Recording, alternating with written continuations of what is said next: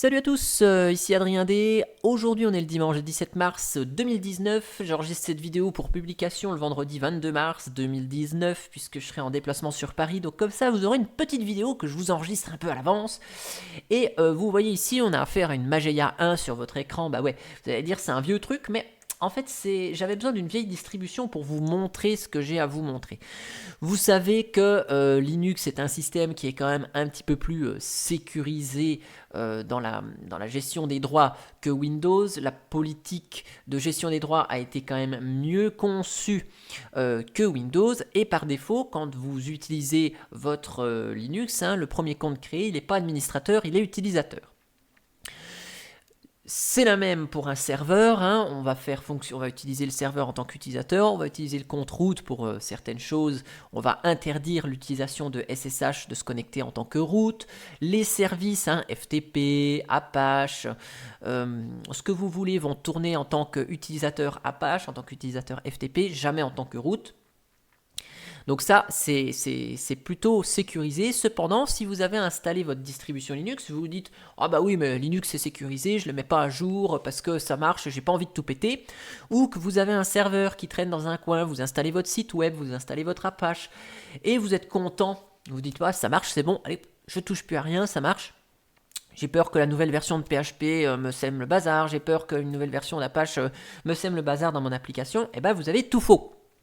Il faut mettre à jour ces serveurs et aussi ces stations de travail parce que régulièrement, il y a des failles de sécurité qui sont détectées.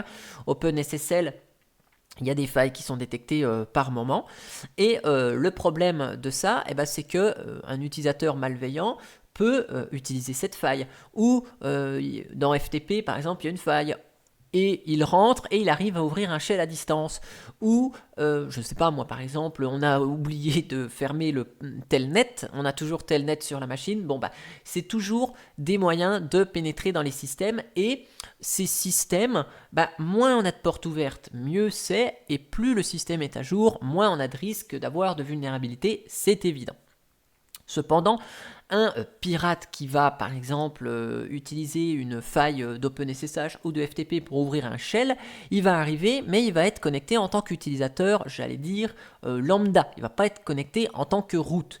Et les principales vulnérabilités qui sont, enfin en tout cas celles qui sont dangereuses pour le système, on a certes le déni de service, la corruption de données pour essayer de rendre indisponible le service, mais pire encore, on a ce qu'on appelle l'élévation de privilèges. Donc si vous suivez les vulnérabilités, vous en voyez régulièrement, quels que soient les systèmes d'exploitation ou les logiciels, c'est ce que les pirates essayent de faire, c'est ce qu'on appelle une élévation de privilèges, c'est-à-dire passer en tant que root. Parce que souvent, les failles exploitées nous permettent de nous connecter à la machine, mais pas avec des droits super utilisateurs root ou administrateurs sous Windows. Et donc ici, vous voyez, je vous ai installé une -a, voilà, j'ai installé une Mageia 1. D'ailleurs, on ne voit absolument pas que c'est une Mageia 1 ici, lsb release-a, voilà. J'ai installé une Mageia 1 pour vous montrer qu'avec un vieux système, en fait, les choses sont toujours vulnérables. Et c'est vrai qu'il n'y a pas longtemps, Mageia utilisait encore sur ses serveurs, enfin il n'y a pas longtemps, il y a 2-3 ans, pas plus, utilisait encore Mageia 1 sur ses serveurs. Alors certes, il y a des correctifs qui sont souvent rétroportés, mais si vous avez votre serveur et que vous ne le mettez jamais à jour, vous êtes par exemple peut-être dans ce cas-là d'une distribution Linux qui est vulnérable. Et avec, donc il y a eu un projet, j'ai récupéré sous forme lol.c, un petit projet en C. Donc si je vous fais set number, voilà, on a 88 lignes ici de C. Voilà. Donc le code, le nom de la vulnérabilité, je ne sais plus comment elle s'appelle, je crois que c'était fuckship là. Voilà, vous pourrez retrouver les informations ici avec fuckship. Donc le bout de code C est disponible sur GitHub. Donc vous voyez, c'est du code C, tout ce qu'il y a de plus classique. Et en fait, vous voyez, ici, sur cette machine, je suis connecté en tant qu'Adrien. Si je vous fais par exemple, touch, pour créer un fichier dans boot, je vais l'appeler test.txt, vous voyez ici, je n'ai pas la permission d'écrire dans boot. Et si je le fais avec sudo, je vous montre bien que je ne fais pas partie du groupe sudoers. Voilà. Donc, je suis utilisateur normal, je n'ai pas de droit root. mon fichier ici lol.c que j'ai récupéré juste avant d'enregistrer cette vidéo. Vous voyez, je vais le compiler. Donc sur la machine, on a besoin de quoi? De GCC, souvent GCC est présent, et d'un compte utilisateur normal. Bah ouais, si jamais vous avez piraté ou que votre serveur est vulnérable, hein, que la personne est connectée en tant qu'utilisateur normal, bah elle exécute une commande GCC pour compiler donc le fichier lol.c. On va l'appeler ce fichier, je sais pas moi, super root, enfin on l'appelle comme on veut, hein, on s'en fout d'ailleurs, super root, voilà, hop. Voilà.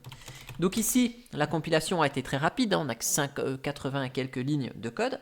Donc ça génère mon fichier super root, là, voilà, qui est un exécutable. Voilà, 9h46, donc ça vient d'être généré. Et donc si on exécute en tant qu'utilisateur normal, hein, notre programme superroot par exemple, et bien vous voyez ici, on a le code qui s'affiche et vous voyez notre shell se transforme avec un dièse. Et donc si on fait la commande id, bah, on voit qu'on est connecté en tant que root.